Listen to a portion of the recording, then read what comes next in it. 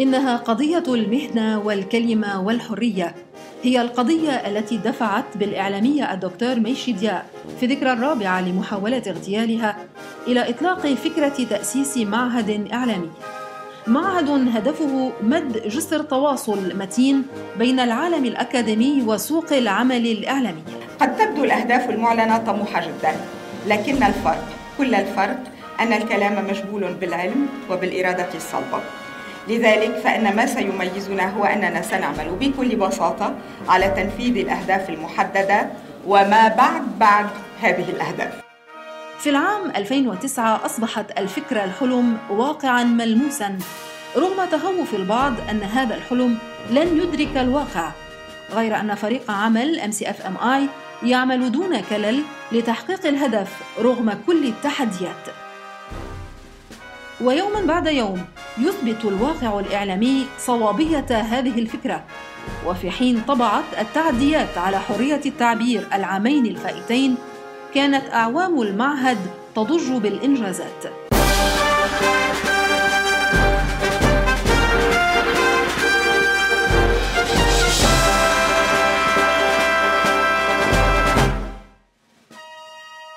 تم تجهيز المعهد بأحدث التقنيات.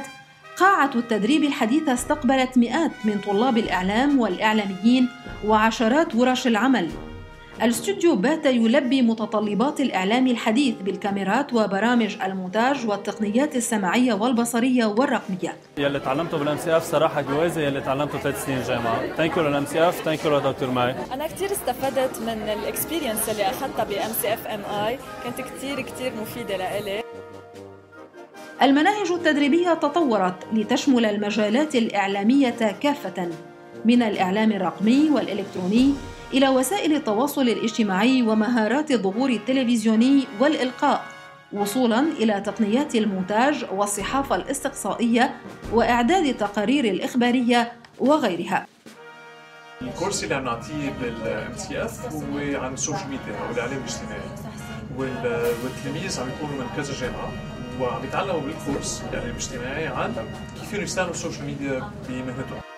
تدريبات وفرها مدربون وخبراء لبنانيون وعالميون بالتعاون مع منظمات محلية ودولية، منها اليونسكو والمركز الثقافي الفرنسي والسفارة الأمريكية في لبنان وجهات أخرى.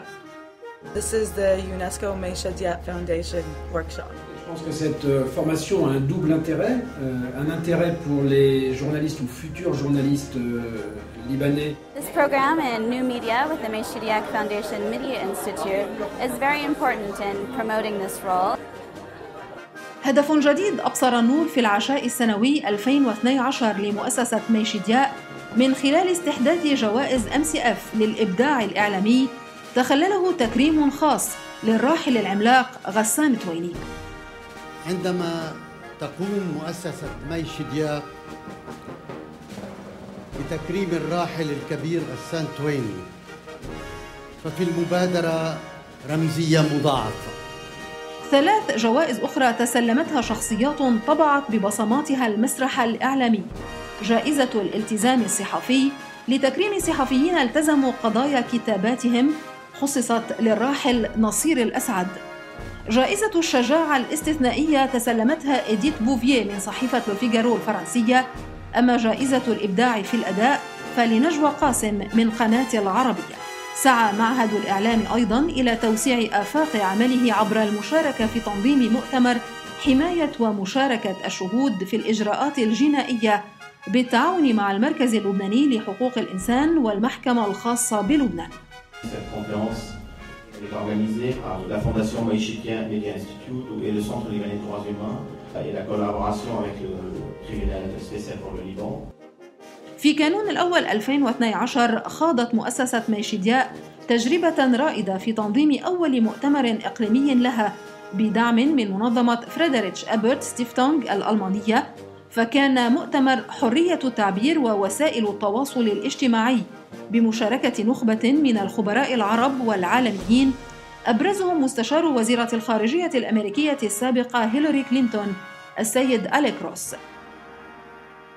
It's a great honor to be here in Beirut this morning. صح لي كون مشاركة بمؤتمر نظمته هالمؤسسة، وكان من أهم المؤتمرات اللي أنا حضرتها بكل صراحة، خصوصا فيما يتعلق بدور السوشيال ميديا. أما اليوم فتخوض MCFMI تجربة من نوع آخر، إبراز إنجازات نساء باعتراف الرجال على طريقة الدكتور شيدياء. نساء على خطوط المواجهة مؤتمر نشأت فكرته خلال التحضير للقاء جمع في معهد MCFMI الكاتبة الفرنسية إليزابيث بادانتير ومجموعة من النساء اللبنانيات الفاعلات، تناول واقع المرأة في لبنان وأهمية دورها في السياسة والاقتصاد. Je crois qu'elles ont compris l'essentiel du problème de la libération des femmes, ne pas être définies comme le complément des hommes, mais être définies en tant que citoyennes comme les hommes. 2010-2013 3 سنوات من حلم إلى تحد إلى مثابرة فواقع. لا ندري إذا كنا فاجأنا متتبعي مسيرتنا، لكننا بالتأكيد فاجأنا أنفسنا. نحن هذا الفريق الصغير الذي يوماً بعد يوم يكتسب خبرة على قدر طموحه. نعدكم أن نتفوق على أنفسنا، فالمستحيل ليس في قاموسنا.